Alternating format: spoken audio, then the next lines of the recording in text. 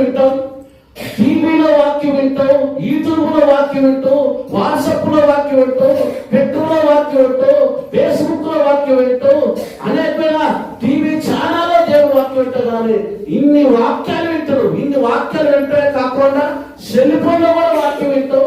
కనపడ్డ ప్రతి దైవజనుడికి చేతులెత్తి అయ్యా ప్రార్థన చేయి మా కుటుంబానికి అని చెప్తూ. కానీ ఇన్ని చేస్తున్నా నీవు నిజంగా నువ్వు మారావా?